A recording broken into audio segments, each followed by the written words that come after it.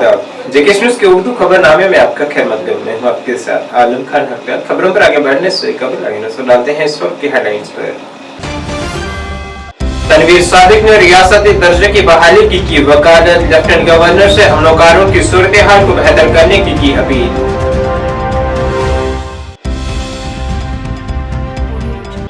Advocate Shaukat Ahmad Mir को मुकर्रर किया गया नेशनल कॉन्फ्रेंस का सूबाई सदर। कश्मीर पार्टी का एतमाद जताने के लिए किया शुक्रिया अदा।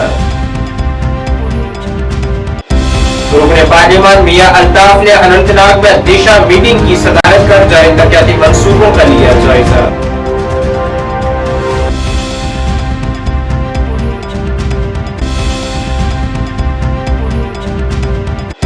वहीं कश्मीर के पानी इलाकों में दर्ज की गई ताजा बर्फबारी। जम्मू कश्मीर में फिलहाल किसी बड़े मौसमी बदलाव का नहीं है कोई इम्कान।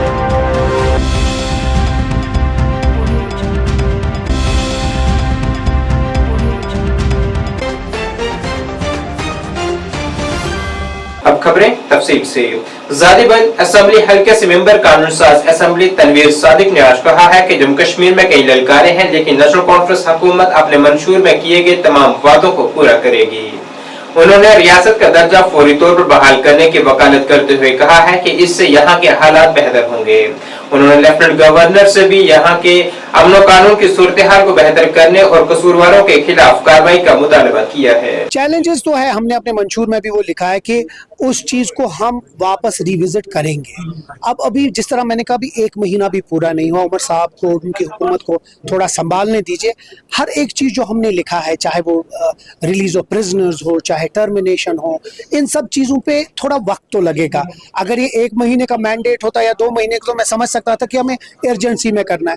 अभी लोग, पहले आप ये भी देखिए, जो हमने उमर साहब ने भी कहा, ये जो अभी इस वक्त एक कंफ्यूजन है, उसको भी हम क्लियर करें। और इसीलिए हम बार बार अपील करते हैं कि स्टेटहुड हमको वापस आना चाहिए, ताकि एक स्ट्रॉन्ग हुकूमत हो जो लोगों के काम बिना किसी इंटरफेरेंस के करे। और जहां तक आपने हालात की तशवीशनाक तो है हालात, बट कोशिश हम इसीलिए अपील करते हैं कि जो लॉ एंड ऑर्डर है वो भी एक चुनिंदा सरकार को दिया जाए, ताकि वो इसके ऊपर भी अपने जो ग्रिप है वो कसे और किसी तरीके से ऐसे इंसिडेंट्स को अवॉइड करे। और जहां तक अभी की बात है, हम अपील करेंगे यहाँ, क्योंकि एलजी साहब के अंडर लॉ एंड ऑर्डर है, जितना भी हो सके ऐसे इंसिडेंट्स को अवॉइड करे। जो इसमें मुलविस है उनको जल्द से जल्द हवालात या जेल में डाल दें। इसके लिए क्या तैयार है? मैंने आज जिस तरह आपको कहा कि उमर साहब ने खुद इसकी प्रिपेयर्डनेस की मीटिंग ली है। जो भी हमसे हो सके हम कोशिश करेंगे कि लोगों की सुनवाई हो। अल्लाह ताला से दुआ करेंगे कि कोई ऐसा अननेचुरल कैलेमिटी ना हो, बट जो बाकी चीज़ें हैं, चाहे वो राशन हो, पानी हो, लाइट्स हो, उन सब चीज़ों पे ये गवर्नमेंट कायम दायम है। और इंशाल्लाह कोशिश करेंगे लोगों को। नेशनल कॉन्फ्रेंस रहनुमा एडवोकेट शौकत अहमद मीर को सूबा कश्मीर का सूबाई सदर की जिम्मेदारी दी गई है। नेशनल कॉन्फ्रेंस के सरपरस्त आला डॉक्टर फारूक अब्दुल्ला ने आज एक मीटिंग में शिरकत की है, जिसमें सीनियर लीडरों और कारकुनान ने शिरकत की है, जिसमें शौकत अहमद मीर को यह जिम्मेदारी दी गई है। शौकत अहमद मीर ने कहा है कि पार्टी ने उन पर जो एतमाद किया है वो उस पर पूरा उतरने की हर मुमकिन कोशिश करेंगे।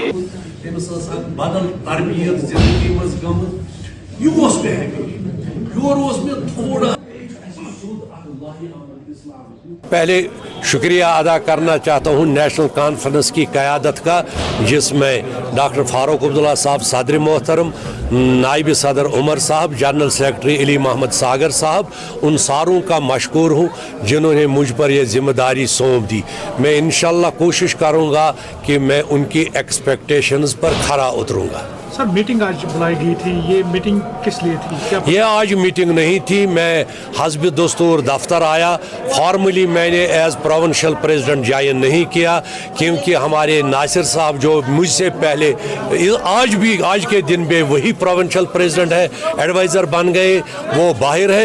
ये मुख्तलिफ इलाकों से लोग आए थे, ओहदेदार, हमारे ब्लॉक प्रेसिडेंट, DDC मेम्बरान, BDC मेम्बरान, मुबारकबादी के लिए जो हाल में जमा हो गए, उन्होंने भी अपने खुशी का इजहार किया, मैंने भी उनका शुक्रिया अदा किया।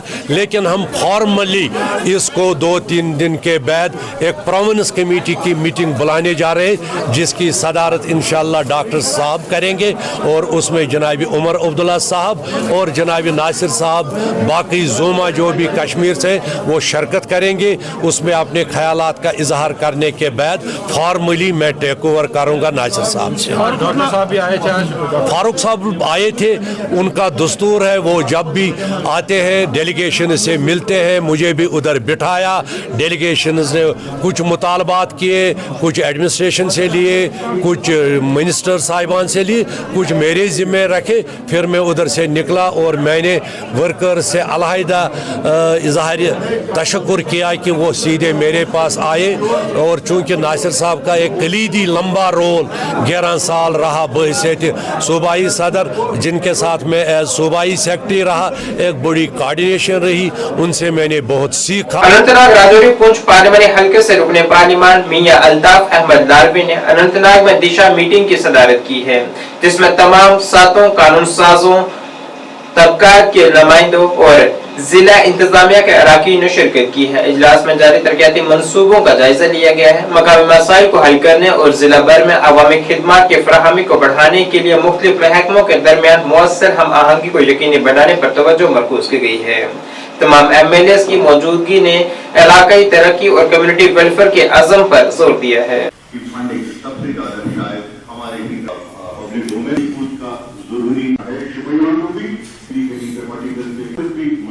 आज भी शुक्रिया करते हुए कहा कि ये 2 MLA के बीच में सियासत है, दूसरा कहता था बने, मुखालफत करने वाले को ये था बने, तो उसको हॉर्टिकल्चर बेल्ट था, किसी कंपनी हम समझ सकते हैं। तो और साथ ही हर एक डिपार्टमेंट जो कंसर्न मेंबर पार्लियामेंट होता है, तो गवर्नमेंट ऑफ इंडिया की गाइडलाइंस के तहत एक दिशा स्कीम है, दिशा इसका नाम है, जो हम डिस्कस करते हैं। बुनियादी तौर पे उसके लिए ये मीटिंग ज़रूरी होती है मेंबर पार्लियामेंट को करने, साल में 1 या 2 बार। तो वो उसी पर्पज़ के लिए हमने ये मीटिंग रखी थी। उसमें MLAs भी होते हैं, ये भी वहाँ पे थे। और उसमें ज़्यादा इस मीटिंग करने का पर्पज़ जो है वो सेंट्रली स्पॉन्सर्ड स्कीम है, जो गवर्नमेंट ऑफ इंडिया के प्रोजेक्ट से उनके बारे में रिव्यू किया जाता है, उनकी इम्प्लीमेंट। लेकिन नेशनल कॉन्फ्रेंस ने अपने इलेक्शन के दौरान ये बात कही थी, मैनिफेस्टो में भी था, और कि ये 5 अगस्त 2019 का फैसला कबूल नहीं किया है लोगों ने। तो जो चीज़ उन्होंने कही थी लोगों के सामने, वही दोहराना असेंबली में ज़रूरी था, और उसी सिलसिले में रेजोल्यूशन जो है वो पेश भी किया गया और पास भी किया गया। मैं तो ये सोचता हूँ कि हम सबको कोशिश करनी चाहिए, चाहे नेशनल कॉन्फ्रेंस हो या BJP हो या दूसरी जमातें हों, कि जम्मू में और कश्मीर में तज़ाद कम होना चाहिए, डिफरेंसेस नहीं बढ़ने चाहिए, और तभी हम दोनों खिते जो हैं तरक्की कर सकते हैं और दोनों अपने मामलात जो हैं वो हल कर सकते हैं।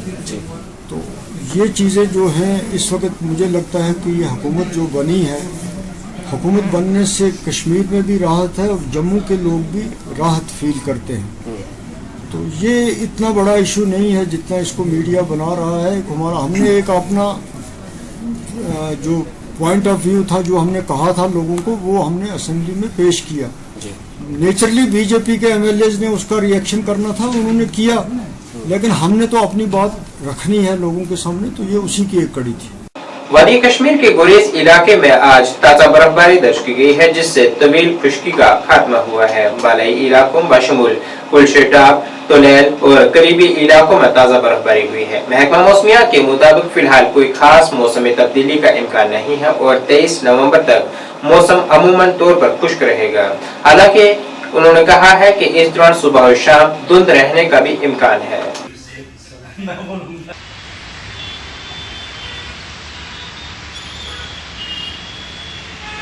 बहुत शुक्रिया। देखो, एक फीबल WD के कारण मौसम अबरालू थे, कुछ एक पहाड़ी इलाकों के अंदर बिल्कुल मामूली बर्फबारी अभी हो रही है, तो थोड़ा थोड़ा बर्फबारी आज रहेगा during next couple of hours तक। बाकी कोई सिग्निफिकेंट वेदर एक्टिविटी बारिश या बर्फबारी के हवाले से फ़िलहाल नहीं है।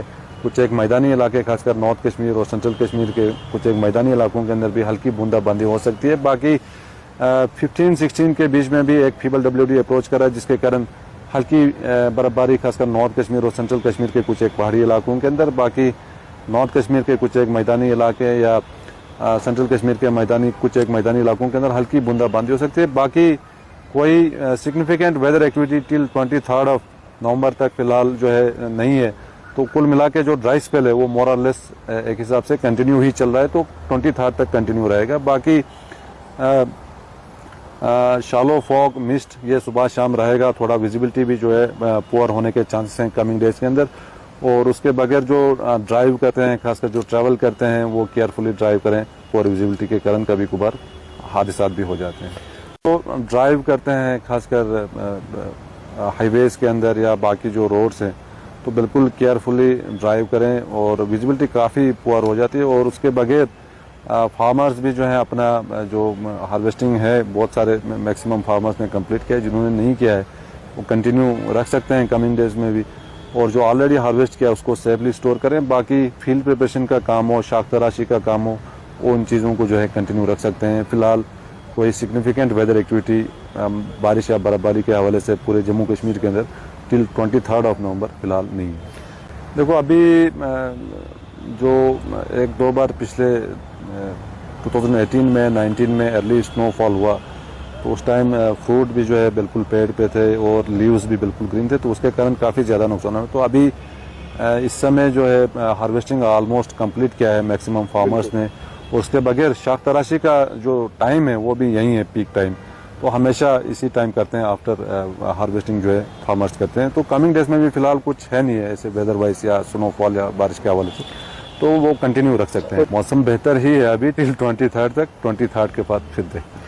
बारामूला डीसी ऑफिस से 56 तुलबा पर मुश्तमिल एक ग्रुप को डिप्टी कमिश्नर बारामूला मिंगा शेरपा और एसएसपी बारामूला मोहम्मद जैद मलिक ने गुलमर्ग तक 4 रोजा ट्रैकिंग के लिए झंडी दिखाकर रवाना किया है। महकमा youth services and sports Baramulla के जरिए मुनक्किद किए जा रहे इस ट्रैकिंग कैंप का मकसद नौजवानों में जिस्मानी फिटनेस, एडवेंचर और जिंदगी की महारत को फरोग देना है। परचम कुशाई की तकरीब में district youth services and sports officer Nazir Ahmad भी मौजूद रहे।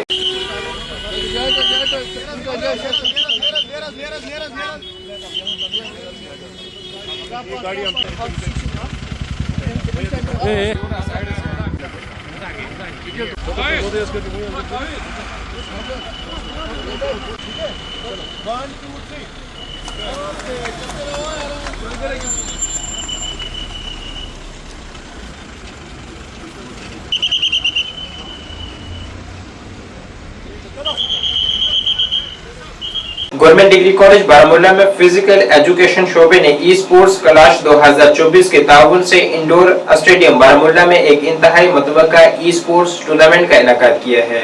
कई दिनों तक जारी रहने वाली इस तकरीब ने पूरे खित्ते से गेमिंग के बहुत से शायकीन को अपनी तरफ मतवज्जा किया है, जिसने मकामी टैलेंट को अपनी सलाहियतों का मुजाहरा करने के लिए एक दिलचस्प और मुसाबकती प्लेटफॉर्म फराहम किया है। इस तकरीब का इफ्तिताह जीडीसी बारामूला के प्रिंसिपल मोहम्मद शफी लो ने किया है, जिन्होंने नौजवानों की मसरूफियत के लिए एक जदीद रास्ते के तौर पर ई स्पोर्ट्स की बढ़ती हुई अहमियत को उजागर किया है।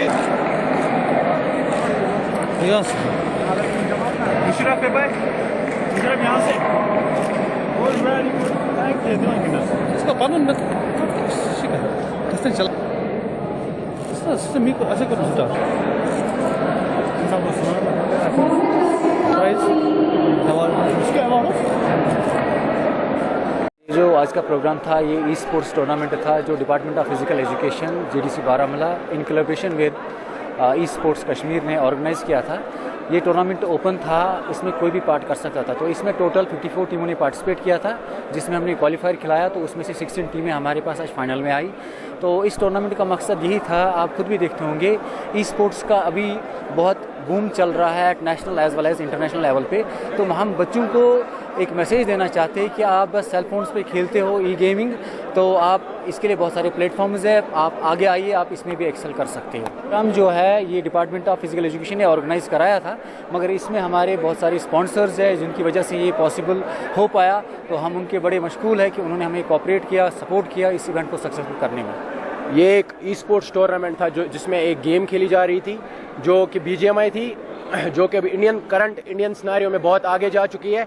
अभी कश्मीर में उतना नहीं है, लेकिन बाकी स्टेट्स में इंडिया की बहुत सारी है जो कि अभी पीक पे चल रही है। मतलब इसमें इंसान को बहुत सारा पैसा भी मिलता है, फेम भी मिलता है और इंसान अच्छा करियर बना सकता है। इसमें बहुत अच्छा फील हो रहा है।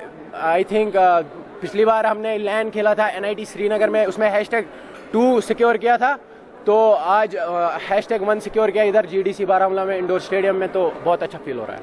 मैं टोटल पार्टिसिपेंट्स थे 16 टीम्स थी, पर टीम में 4 बंदे होते हैं और 64 प्लेयर्स होते हैं टोटल, तो हमने सिक्योर किया #1 पोजीशन। माइंडसेट सब कुछ होता है और हम पहले से हम #1 के लिए आए थे यहाँ पे, हमको पता था बाकी टीम्स को #2 के लिए ही खेलना पड़ेगा, इसलिए हम #1 के लिए कम्पीट कर रहे थे, जो कि हमें अच्छा लग रहा है। अभी विनर्स तो हम ऑब्वियसली गेम स्टार्ट होने से पहले ही बन गए थे, क्योंकि हमारा माइंडसेट ही वैसा था कि हम #1 के लिए आए हैं, जो ये बाकी 15 टीम्स है वो #2 के लिए कम्पीट करेंगी, हम अपना बेस्ट देंगे, हम #1 हम ही लेंगे। मैसेज में ही देना चाहूँगा कि जो आपका पैशन है वो फॉलो करो, करियर का मत सोचो, करियर बन जाएगा, बस जो आप जिसमें आपकी स्किल्स है बस उस पर फोकस करो, आगे चलते रहो, बस और कुछ नहीं। क्या इसमें फ्यूचर है इस गेम में? जी बिल्कुल फ्यूचर है इसमें, बस हार्ड वर्क है, डेडिकेशन है और टाइम मैनेजमेंट करना पड़ता है थोड़ा, स्टडी के साथ भी, स्टडी भी ज़रूरी है, लेकिन अगर स्किल है आपके पास तो आप डेफिनेटली ये भी ट्राई कर सकते हैं। जिला डोडा के असर इलाके में आज एक इको कार और मोटरसाइकिल के दरमियान हुई टक्कर में 3 अफराद शदीद तौर पर जख्मी हुए हैं। हादसा अंजाम देने के बाद इको कार ड्राइवर गाड़ी समेत मौके से फरार होने में कामयाब रहा। शदीद तौर पर जख्मियों को मरहम पट्टी के बाद GMC डोडा मुंतकिल किया गया है। ये तीनों जख्मी फौज में भर्ती के लिए बदवा डोडा गए हुए थे और रियासी इधर वापस आ रहे थे।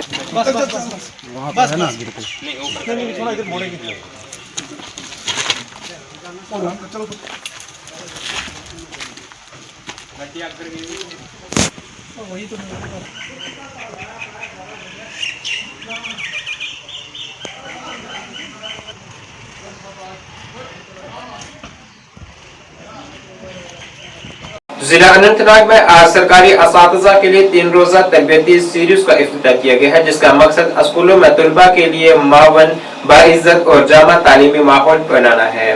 तरबियती सेशन का एहतमाम H वहल ने किया था, जो यूनिसेफ इंडिया का अमल दरामद करने वाला पार्टनर है। तरबियती सीरीज में स्कूलों में मुस्बत नज़्म-ओ-ज़ब्त, असातिज़ा के लिए एक अमली रहनुमा के अनवान से एक जामा मॉड्यूल मुतारिफ करवाया गया। ये वसीला असातिज़ा को मुअस्सर तकनीकों से आरास्ता करने के लिए डिजाइन किया गया है, ताकि स्कूल के माहौल को मुस्बत परवान चढ़ाया जा सके। Let us enjoy these 3 days. Thank you so much. Thank you sir for your kind words. आ नहीं पाए, फिर हमें डायरेक्शन मिली मुझे और मैम को, तो हम यहाँ आ गए। तो ये जो ट्रेनिंग सेशन है 3 डेज प्रोग्राम है, इसका आज इनॉग्रेल सेशन था।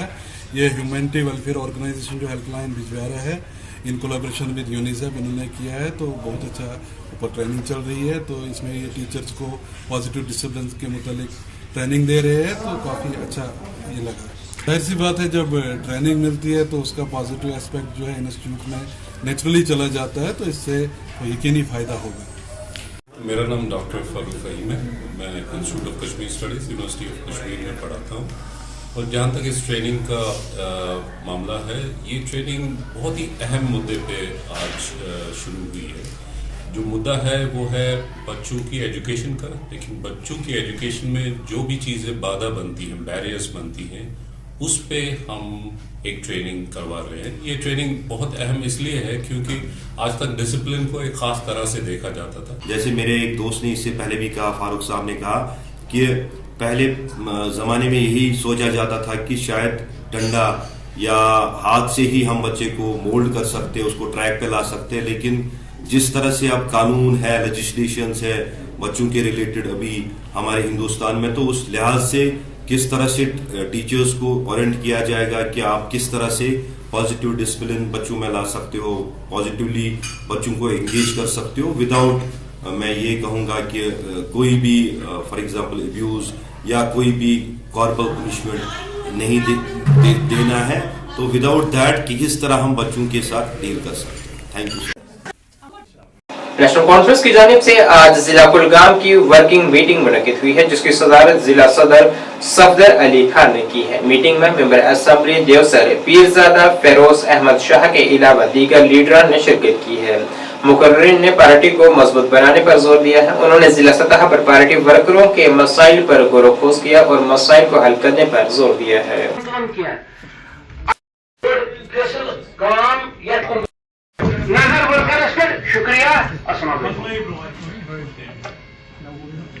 धन्यवाद देना चाहता हूँ कि आपकी सरकार आज आवाम की सरकार है, जिस मैंडेट आपने हमें बहुत बड़ा मैंडेट लोगों ने दिया है और जो हमारा मंशूर था उस मंशूर को देखकर लोगों ने जो मैंडेट दिया है, और मैं अपने ऑनरेबल चीफ मिनिस्टर जनाब वरुल्लाह साहब का तहे दिल से शुक्रिया अदा करना चाहता हूँ। और अपने जितने भी हमारे मिनिस्टर है उसमें से खासकर मैडम सेक्रेटरी साहबा, मिनिस्टर हेल्थ एजुकेशन और सोशल वेलफेयर, जो कदम पिछले कुछ दिनों से, आज तो कम ही दिन भी हमें सरकार को है, लेकिन जो हमने कदम उठाए सरकार ने, चाहे उसमें हमने जो लोगों से वादा किया था कि हम पहले असेंबली में अपने स्पेशल स्टेटस के लिए लेजिस्लेशन पास करेंगे, वो पास हो गई असेंबली से।